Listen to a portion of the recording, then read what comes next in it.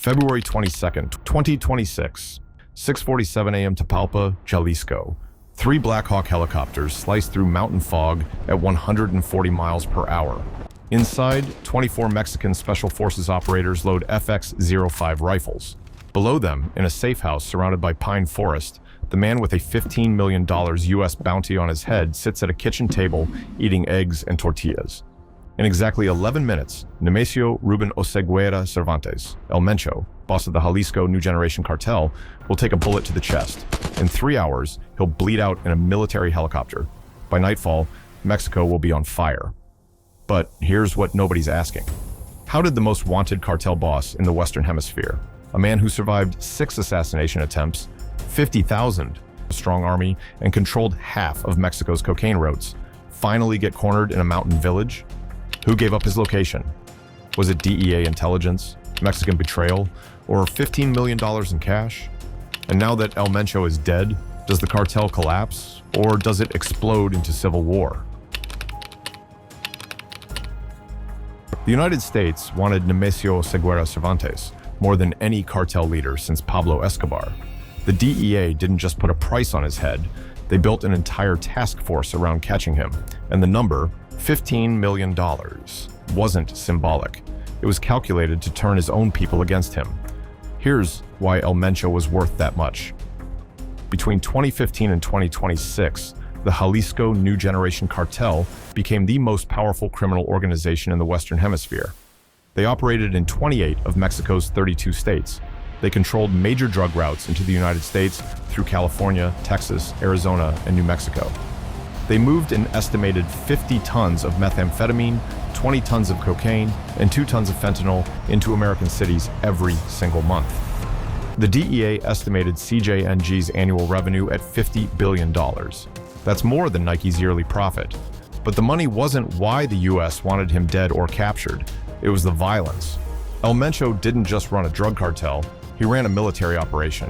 CJNG had armored vehicles, .50 caliber machine guns, rocket-propelled grenade launchers, and drones modified to drop explosives. In 2015, his gunmen shot down a Mexican military helicopter using an RPG, killing 8 soldiers. It was the first time a cartel had ever downed military aircraft in Mexico. That attack made El Mencho the #1 target. The DEA opened case file MX 2016-0847 in February 2016. Codename Operation Kingpin Hunter. The goal was simple: find El Mencho, capture or kill him, dismantle CJNG. But there was a problem. El Mencho was a ghost. He didn't use cell phones. He didn't use email. He didn't appear in public. He moved between safe houses every 48 hours. He used body doubles, decoy convoys, and a network of spotters who watched every road, every checkpoint, every military base within 100 miles of wherever he was hiding. The DEA tried everything. Informants got killed. Surveillance drones got shot down. Wiretaps led to dead ends. Mexican federal police launched 14 raids between 2016 and 2020. Every time, El Mencho was gone before they arrived. Either he had advance warning or he was never there in the first place. The DEA started to suspect he had infiltrators inside Mexican law enforcement, and they were right. In 2018, the DEA discovered that at least 12 officers in Mexico's federal ministerial police were on CJNG's payroll. They were feeding El Mencho real-time intelligence on military movements, DEA operations, and arrest warrants. Those officers were arrested, but the damage was done. El Mencho knew the DEA was coming before the DEA knew where he was. So, in 2020, the U.S. State Department increased the reward, $10 million for information leading to his arrest or conviction. It was the highest bounty ever placed on a Mexican cartel leader. But $10 million wasn't enough. Nobody talked. El Mencho's people were too loyal, too scared, or too well paid to betray him.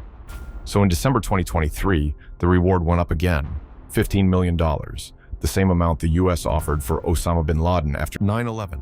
That number changed the game, because $15 million is enough to make anyone reconsider loyalty. It's enough to disappear forever.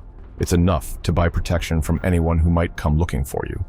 And somewhere inside CJNG's inner circle, someone started thinking about that money. By 2025, the DEA had a new lead, not from an informant, not from surveillance, from financial intelligence.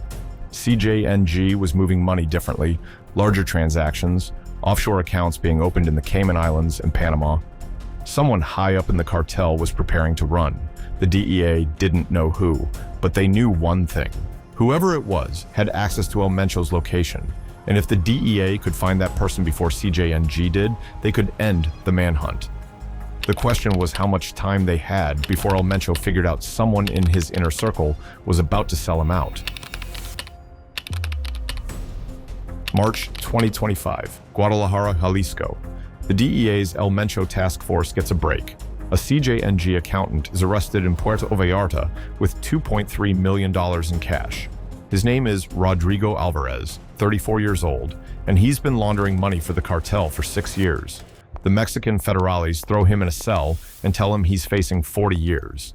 Then the DEA walks in and offers him a deal. Give us El Mencho's location, and we'll relocate you to the United States with witness protection and $500,000. Refuse, and you'll spend the rest of your life in a Mexican prison where CJNG can reach you. Alvarez doesn't give up El Mencho, but he gives up something better.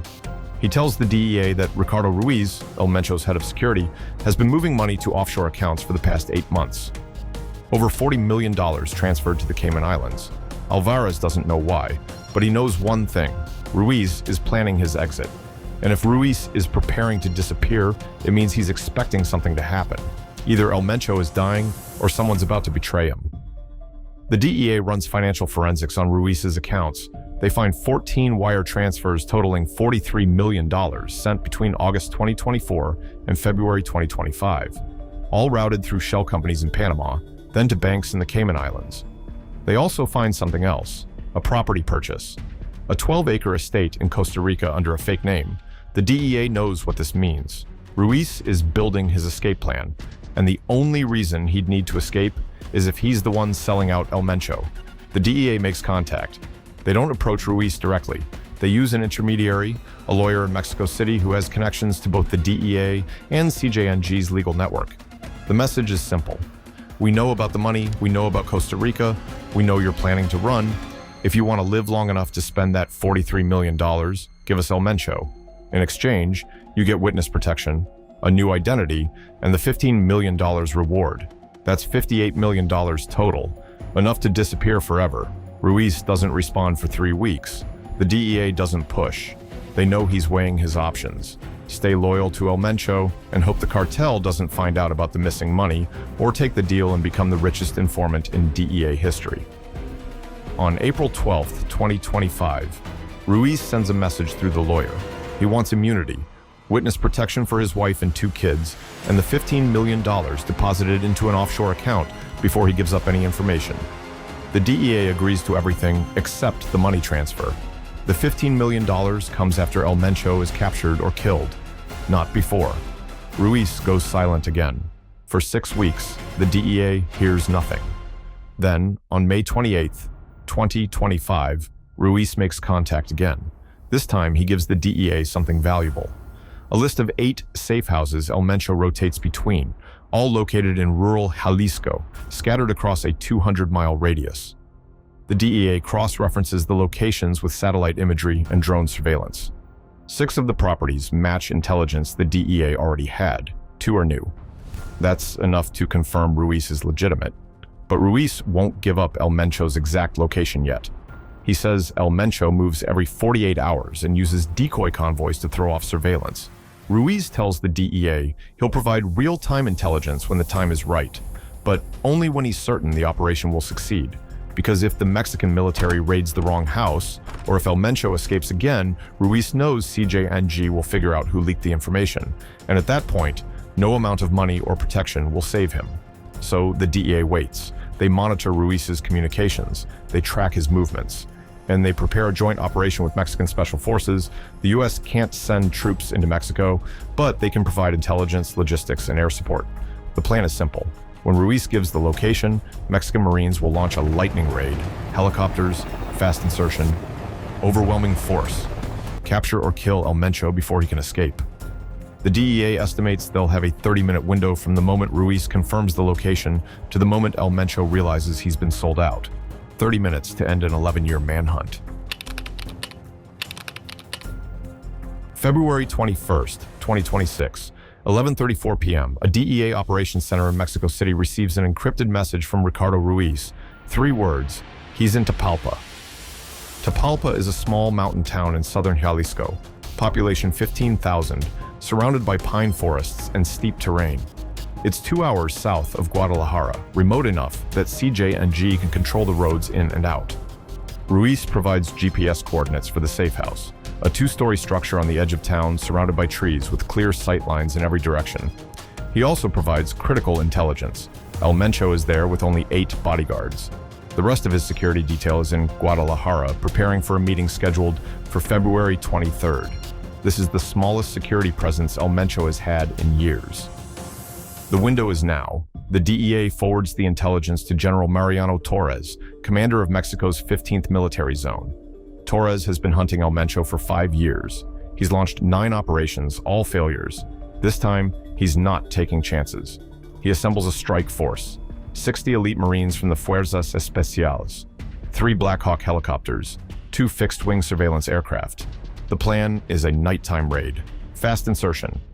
Overwhelming firepower. No negotiation. At 2:15 a.m. on February 22nd, the helicopters lift off from a military base outside Guadalajara. They fly low, under radar, using night vision and terrain-following systems to stay invisible. By 6:30 a.m., they're 10 miles from Tapalpa. The surveillance aircraft confirm the target. Thermal imaging shows 9 heat signatures inside the safe house. One matches El Mencho's known physical profile. 6 inches tall, heavy-set, moving between rooms on the 2nd floor. The Marines prepare to breach. At 6:47 a.m., the helicopters descend. Rotor wash shakes the trees. The sound alerts El Mencho's guards. 2 gunmen step outside with AK-47s. They see the Blackhawks and open fire.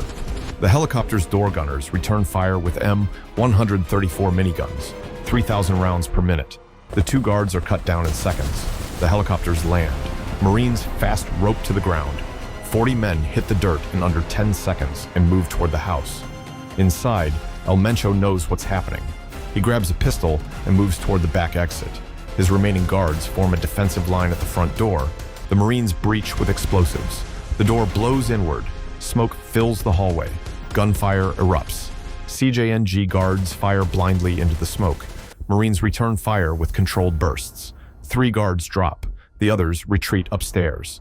El Mencho is on the 2nd floor, moving toward a window that leads to the roof. If he can reach the roof, he can escape into the forest. But the Marines anticipated this. A sniper in one of the helicopters has a thermal scope locked on the window. The moment El Mencho appears, the sniper fires. The bullet hits El Mencho in the upper chest, just below the collarbone. He drops. The Marines storm the 2nd floor. They find El Mencho on the ground, bleeding, conscious but unable to move. 2 Marines zip-tie his wrists. A medic checks the wound. The bullet punctured his right lung. He's losing blood fast. They need to stabilize him and get him to a hospital, or he'll bleed out in minutes. The Marines call for immediate evacuation. At 7:02 a.m., 15 minutes after the raid began, the Marines load El Mencho into a Black Hawk. He's conscious, gasping for air, blood soaking through the bandages. The helicopter lifts off, heading toward a military hospital in Guadalajara. But the flight takes 40 minutes. El Mencho's breathing becomes shallow. The medic tries to keep him stable, but the damage is too severe. At 7:38 a.m., 36 minutes after being shot, El Mencho's heart stops. The medic performs CPR for 4 minutes. No response. At 7:42 a.m., the medic calls it. Nemesio Ruben Oseguera Cervantes, El Mencho, boss of the Jalisco New Generation cartel, is dead. The helicopter lands at the military hospital. Doctors confirm the death. Mexican authorities notify the DEA. The 11-year manhunt is over, but the chaos is just beginning. February 22nd, 2026, 9:15 a.m. news breaks across Mexico. El Mencho is dead, but the Mexican government doesn't announce it immediately. They want to verify the identity first. Fingerprints, dental records, DNA. The problem is, El Mencho's official records are incomplete. The Mexican government has fingerprints from a 1992 arrest in California for heroin trafficking, but nothing recent. The DEA sends a forensic team to the military hospital, By 11 a.m., they confirm it. Fingerprints match, DNA matches. The body is El Mencho. At 12:30 p.m., President Claudia Sheinbaum holds a press conference in Mexico City. She confirms El Mencho was killed in a military operation in Jalisco. She calls it a major victory in Mexico's fight against organized crime. She thanks the United States for its intelligence support. She promises that CJNG will be dismantled. But even as she's speaking, Mexico is already erupting. Within 2 hours of the press conference, CJNG launches coordinated attacks across 6 states: Jalisco, Michoacan, Guanajuato, Colima, Veracruz, and Zacatecas. The attacks follow a pattern the cartel has used before: roadblocks, vehicle burnings, and targeted killings.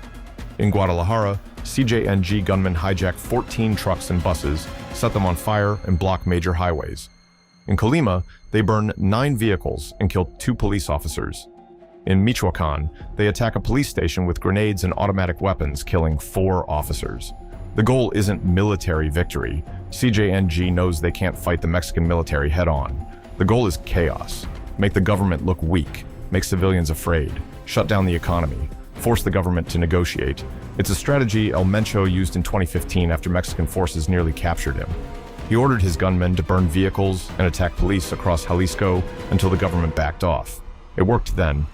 CJNG thinks it will work now, but this time is different. El Mencho is dead, and without him, CJNG's command structure is fractured. El Mencho had 4 top lieutenants: his brother Antonio, his son Ruben, his head of security Ricardo Ruiz, and his enforcer Carlos, known as L80. All 4 men want control of the cartel, and all 4 men know that whoever takes power will immediately become the next target. Within 48 hours, the fractures become visible. On February 24th, gunmen loyal to El Mencho's son Ruben attack a safe house in Tlajomulco, controlled by L80's faction. 6 people are killed. On February 25th, L80's gunmen retaliate, ambushing a convoy loyal to Antonio in Zapopan. 8 dead. The violence isn't between CJNG and the government anymore. It's between CJNG factions fighting for control. The DEA watches the internal war unfold. Their intelligence suggests CJNG will either consolidate under one leader within 3 months, or it will splinter into 4 smaller cartels. If it consolidates, the violence will stabilize. If it splinters, the violence will get worse, because smaller cartels fight harder for territory. Meanwhile, Ricardo Ruiz disappears. The DEA relocates him to a secure location in the United States. His wife and 2 kids are moved separately. The $15 million reward is deposited into an offshore account. Ruiz will spend the rest of his life under witness protection, with a new name, a new identity, and enough money to never worry about anything again, except the target on his back. Because CJNG knows someone gave up El Mencho. They don't know who yet, but they're looking. And when they find out, witness protection won't be enough. The DEA knows this. Ruiz knows this. But for now, he's safe. And El Mencho is dead. By March 2026, the Mexican government reports 127 deaths linked to CJNG's internal war. The US-Mexico border sees a temporary spike in fentanyl seizures as smaller cartels try to fill the power vacuum. The DEA arrests 14 CJNG operatives in California, Texas, and Arizona, but the cartel isn't gone. It's just wounded. And in Mexico, wounded cartels are often more dangerous than strong ones, because they have nothing left to lose. The manhunt for El Mencho is over. The war for CJNG's future has just begun.